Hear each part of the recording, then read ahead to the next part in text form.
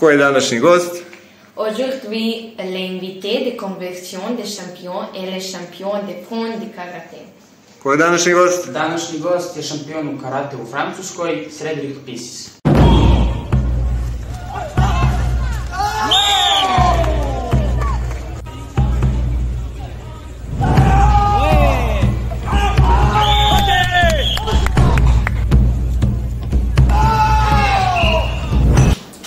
Bonjour champion.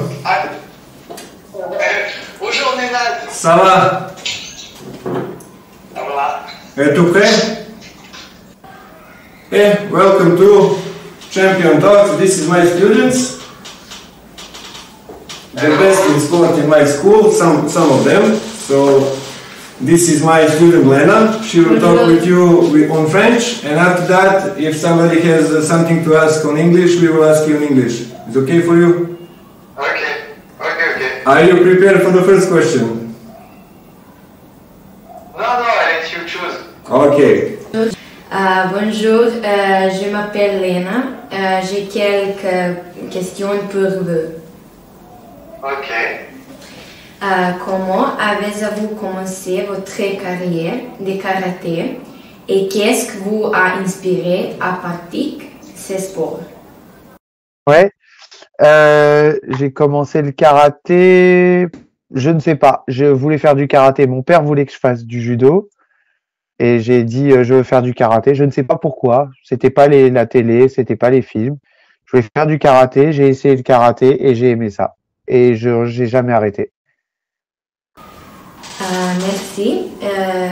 Quel est l'honneur et la responsabilité d'être membre de l'équipe nationale de karaté français et quelles ont été vos plus grandes victoires sportives à ce jour?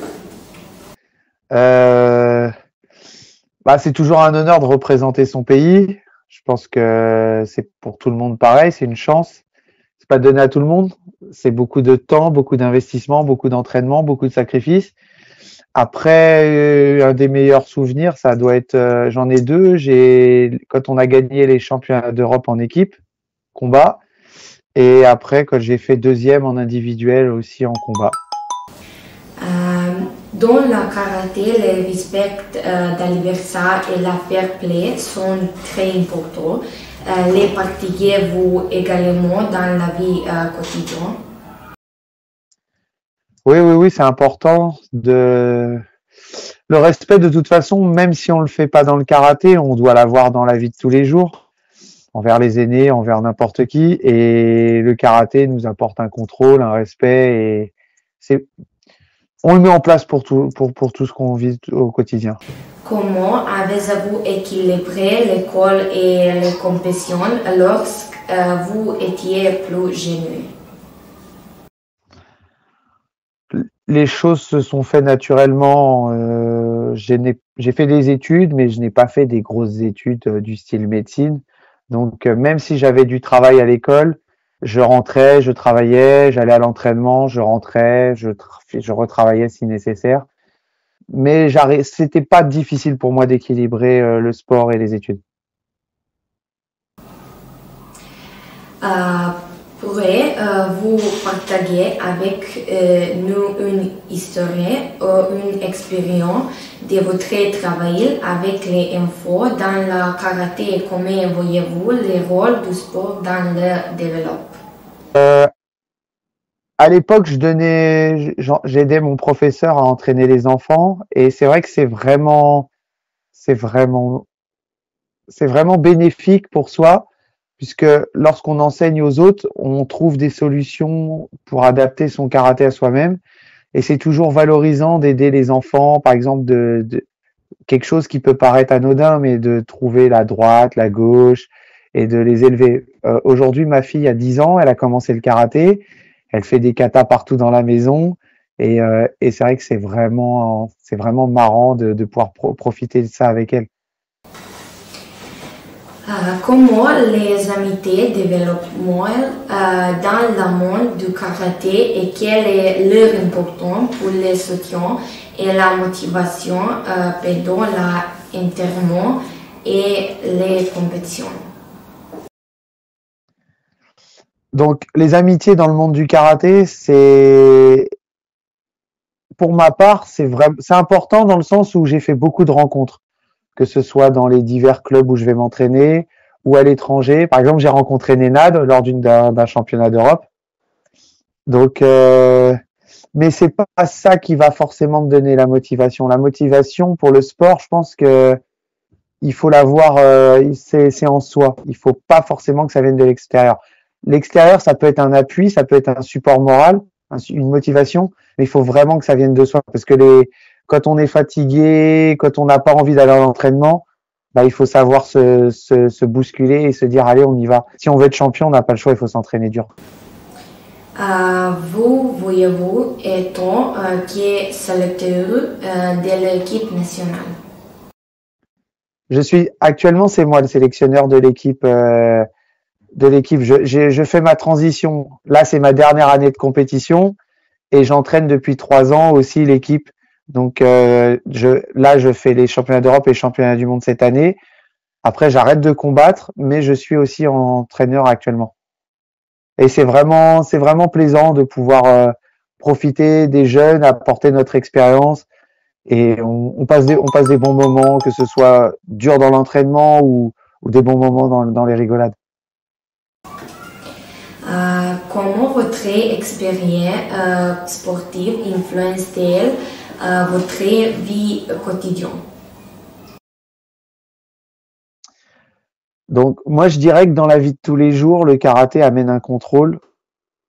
Par exemple, quand on doit se présenter à une compétition, on a toujours un stress, mais il faut garder un certain calme, une certaine sérénité. Et dans la vie de tous les jours, on essaye de l'adapter. Par exemple, lorsque je dois me présenter à un examen, quand j'ai passé mon bac, quand j'ai passé mon permis de conduire, quand j'ai passé un des diplômes, en fait, on y va comme au karaté, on y va, on respire un bon coup, on stresse pas. Ça passe, tant mieux. Ça passe pas, tant pis, c'est la vie. Quels sont vos conseils pour les jeunes qui rêvent de réussir en karaté et qui veulent suivre vos traces? Si on veut réussir, je pense qu'il faut déjà, ne pas lâcher. Moi, par exemple, il m'a fallu 15 ans pour obtenir une médaille, comme je le souhaitais. Donc, premièrement, ne jamais lâcher. Et deuxièmement, être ouvert. Ne pas rester bloqué, toujours s'entraîner au même endroit, dans le même club. Ce n'est pas mal d'aller dans plusieurs clubs et d'aller s'entraîner partout et de prendre de l'expérience partout où on peut la prendre. Comment voyez-vous le rôle du karaté dans la promotion du fair play, du respect et la paix parmi les journées du monde entier? Au niveau fair play et respect, déjà, je pense que dans le monde entier, chaque personne qui est relativement bien éduquée sait le mettre en application. Après, le karaté, il n'y a pas d'histoire de religion, il n'y a pas de différence. C'est codifié. Donc, par un salut, par des règles simples et strictes. Donc, à partir de là, je pense que si tout le monde met en application ce protocole, il n'y a pas de raison qu'il n'y ait pas d'irrespect, tout se passe correctement. Paris est-il prêt pour les Jeux Olympiques? Alors là, je ne sais pas vraiment si Paris est prêt. Je ne m'en occupe pas vraiment. Je vais regarder le sport, je vais m'intéresser aux Français ou à divers sports. Mais tout ce qui est organisation, par expérience, je prends les transports, je prends le train pour aller à Paris tous les jours. Et ça ne fonctionne pas toujours très bien. Donc, mais bon, je ne vais pas être mauvaise langue. Je pense qu'ils auront fait le nécessaire. Mais je ne suis pas vraiment apte à répondre. Merci. And now we can switch to English. This is my student Yuta, and she will ask 2 questions for you. Hello, my name is Yulia Perzanovic, and I have some questions for you. Okay. Have you ever been to Serbia? First time in Belgrade. Okay. Second time in Niš. And after, when I came to visit Nenad, he made me a lot of visit Kraljevo, Zlatibor, and some city, but I don't remember the name. Nice, nice. Second question. What did you like the most? The most. In Serbia, for me, it's more simple, the life. It looks like more free than in France. It's more natural, and I love food.